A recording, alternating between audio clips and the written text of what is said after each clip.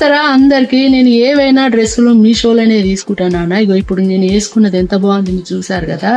414 రూపాయలకు 2 కుర్తీలు ఇచ్చిండు, చున్నీ ఇచ్చిండు, పైజామా ఇచ్చిండు, 2 in 1 అన్నట్టు.